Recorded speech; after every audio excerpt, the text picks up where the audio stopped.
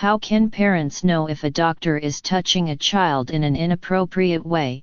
After scores of young women testified about being sexually molested by Dr. Lawrence G. Nasser, the former doctor for the American gymnastics team who was sentenced to 40 to 175 years in prison on Wednesday, their parents wondered how they could have missed the signs.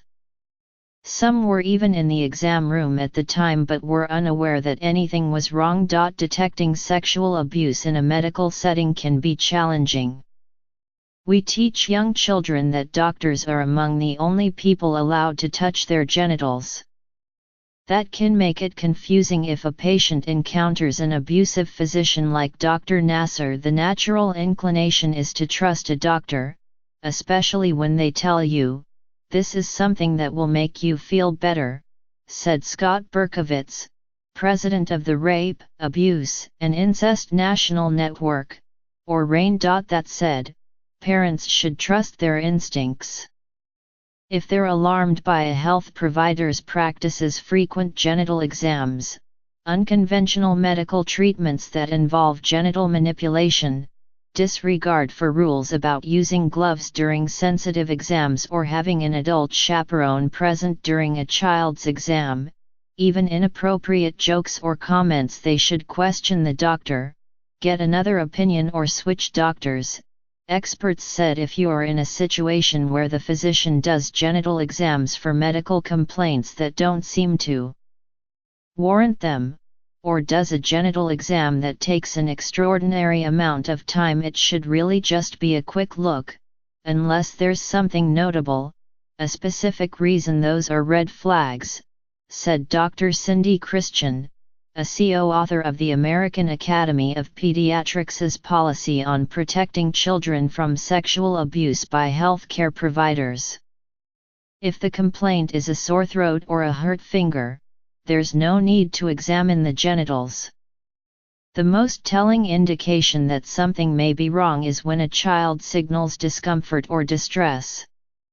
Most physicians who treat children and adolescents go to great lengths to put their young patients at ease, talking the patient through an exam or procedure in advance so the child knows what to expect, explaining the reasons for the procedure, and making sure the child is on board. It's very important that people not feel uncomfortable with what's happening to them at the doctor's office, particularly children and adolescents, said Dr. Julia Potter, an adolescent medicine specialist at Boston Medical Center. They should not be made to feel that something is happening to their body that is out of their control. If a child says, "I don't want you to check my breasts," or, "I don't want you to do a genital exam," that's a valid opinion that most pediatricians would respect. And if your children share their distress with you, don't dismiss it. Believe your children when they tell you that what's happening to them feels uncomfortable, said Caitlin Brewer, President and Chief Executive of Darkness to Light, a nonprofit organization that educates adults on how to recognize and prevent child sexual abuse. Come straight out and ask your child, "Did the doctor touch you in a way that you're uncomfortable with?" Ms. Brewer said. Annual physicals for children and teenagers usually entail a full-body examination, including a check of the genitals that can help monitor development as children go through puberty. But unless the child has a specific complaint, these exams are usually brief. Boys usually have a testicular exam once a year, but should be able to opt out if they're uncomfortable. These typically last less than a minute. The boy usually stands, removing only as much clothing as necessary. The doctor feels each testicle for masses and generally will use gloves, though there is no internal penetration of any part of the body. Parents are usually in the room when young children are being examined, but teens may not want a parent present. Doctors should offer to have an adult chaperone come in during a sensitive procedure like a genital exam. If no one is available, the patient should have the option of postponing the exam, Dr. Christian said. For girls, visual and manual breast exams may be done to assess growth and development during puberty, but manual exams are not required and should be carried out only with the adolescent's permission. A breast exam is done with the pads of the fingers, not the fingertips or palm of the hand, and the patient should wear a gown, with only one breast exposed at a time. Even in a gynecological visit, there is rarely any reason to do an internal pelvic exam on girls younger than 21, the age when screening for cervical cancer is recommended.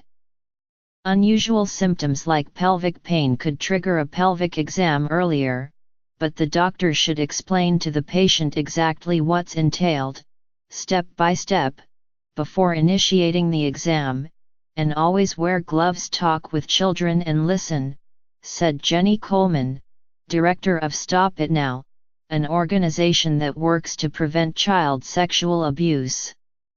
It's never too early to talk to children about healthy sexual development and how their bodies work, and what's private, and to make them feel comfortable asking questions, and know that you're a trusted person to come to. If you're unsure about an exam or treatment a doctor recommends for your child, ask if alternatives are available. There is almost always another option, or postpone it until you have more information.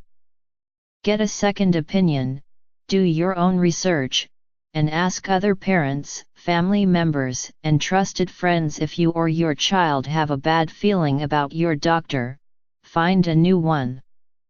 Teenage girls often prefer a female pediatrician.